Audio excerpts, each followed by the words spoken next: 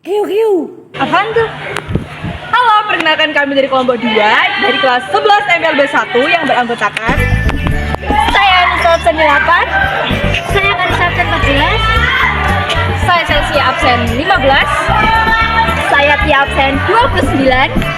saya Hasna absen 30, saya Kenvi absen 35, Saya Citra absen 19. saya Amelia absen 6, Dan saya Elsa absen 23. Di sini kami akan argoy. Di sini kita akan menjelaskan materi P5 tentang demokrasi. Yuk simak videonya. Bagaimana Indonesia memiliki presiden? Presiden di Indonesia dipilih melalui pemilu atau pemilihan umum. Indonesia tergolong sebagai negara demokrasi terbesar nomor 3 sedunia. Dan apa sih demokrasi itu? Nah, demokrasi adalah sistem pemerintahan di mana rakyat berperan dalam kebijakan pemerintahan dan kebijakan pemerintahan harus mengutamakan kepentingan rakyat. Ada dua jenis sistem pemilu di Indonesia, yaitu sistem distrik dan sistem proporsional. Sistem distrik digunakan untuk pemilihan DPD, sedangkan sistem proporsional digunakan untuk pemilihan DPR dan DPRD. Ada ambang batas parlemen yang harus dicapai oleh partai politik untuk mendapatkan kursi di DPR. Saat ini, penyelenggara pemilu adalah Komisi Pemilihan Umum atau KPU yang bersifat independen. Pemilu ini dilaksanakan 5 tahun sekali yang diatur dalam Undang-Undang Dasar tahun 45 dan Undang-Undang Nomor 7 tahun 2017 tentang pemilihan umum.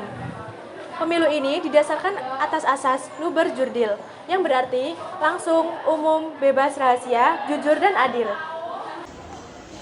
Tata cara pelaksanaan pemilu di Indonesia melibatkan pemilih yang berusia minimal 17 tahun. Mereka datang ke tempat pemungutan suara, mendapatkan kertas suara, memilih di bilik suara, dan memasukkan kertas suara ke dalam kotak. Mereka juga mencelupkan jari mereka ke dalam tinta sebagai tanda penggunaan hak suara.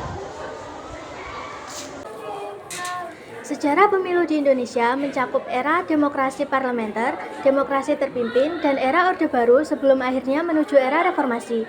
Reformasi membawa perubahan signifikan dalam sistem demokrasi Indonesia.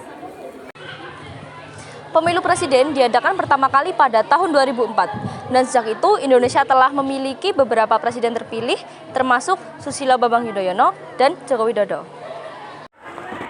Pada tahun 1950 sampai tahun 1959, Indonesia menerapkan sistem demokrasi parlementer dengan pemilu pertama pada tahun 1959 yang tidak menghasilkan undang-undang baru. Pada tahun 1959, melalui dekret Presiden, Dewan Konstitusi dibubarkan dan Undang-Undang 45 kembali dilaksanakan. Era demokrasi terpimpin selanjutnya ditandai oleh kekuasaan presiden dengan pengangkatan anggota DPR. Setelah peristiwa G30 SPKI pada tahun 1965, Indonesia memasuki era Orde Baru di mana penyelenggaraan pemilu dianggap kurang adil. Nah, sekarang jadi tahu kan perkembangan sistem demokrasi dan pemilu di Indonesia dari bentuk awalnya hingga masa kini. Dengan mengetahui sejarahnya, kita dapat belajar dan berusaha untuk mewujudkan demokrasi yang mensejahterakan rakyat. Mungkin kita sebagai pelajar belum bisa ikut untuk mencoblos, tapi kita bisa ikut belajar dengan cara mengikuti pemilihan ketua kelas dan ketua OSIS di sekolah. Sekian video dari kami, semoga bisa menambah wawasan bagi kita semua. Terima kasih, sampai jumpa. Cintaku penuh